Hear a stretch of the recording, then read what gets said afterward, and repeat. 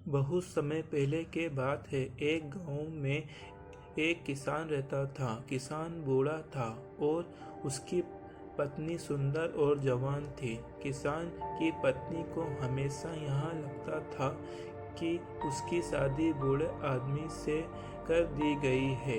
यह सोच सोच कर वह हमेशा दुखी रहती थी।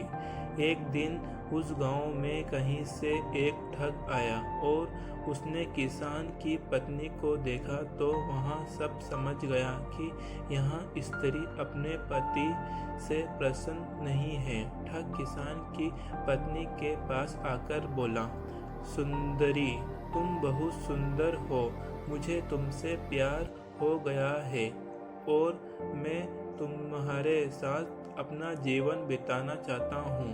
क्या तुम मेरे साथ मेरे घर चलोगी? किसान की पत्नी ठग की बातों में आ गई और अपने पति को छोड़कर उसके साथ जाने के लिए तैयार हो गई। दोनों ने भागने के लिए समय तय कर लिया। ठग ने कहा, तुम्हारा पति तो बूढ़ा हो गया, वहाँ धन का क्या करेगा?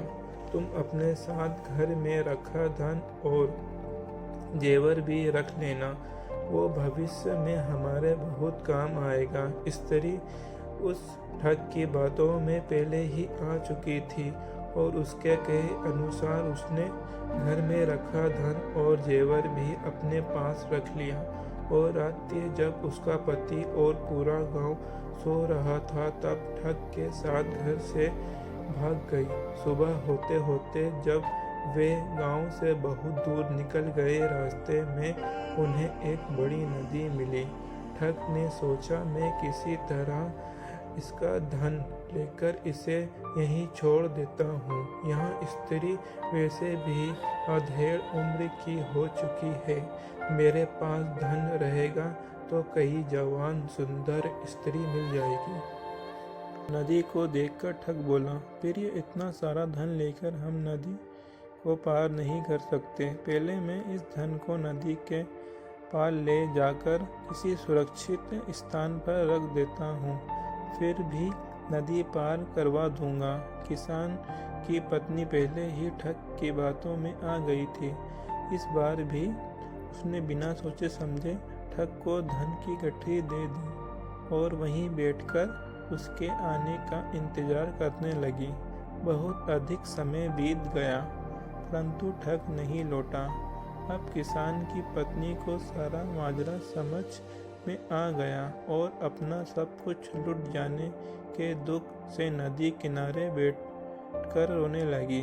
उसी समय एक गिदड़ी मुंह में मांस का टुकड़ा लेकर स्त्री के सामने से गुजरी। गिदड़ी को नदी में एक बड़ी सी मछली दिखाई दी। गिदड़ी ने मछली पकड़ने के लिए उस पर झपट्टा मारा।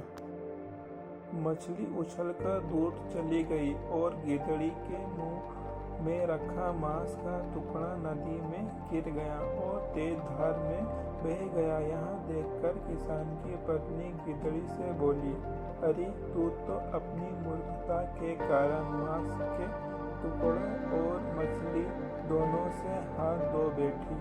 किसान की पत्नी की बात सुनकर गिदड़ी ने जवाब दिया, अरे मूर्ख, तू तो मुझसे भी ज्यादा बेवकूफ है जो अपने प्रेमी के लिए अपने पति को छोड़कर आ गई और वो तेरी धन दौलत लेकर तुझे छोड़कर चला गया।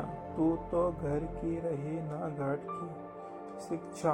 इस कहानी से हमें शिक्षा मिलती है कि कभी भी छोटी मोटी बातों को लेकर अपनों को धोखा नहीं देना चाहिए, अन्यथा कहीं के नहीं रहोगे।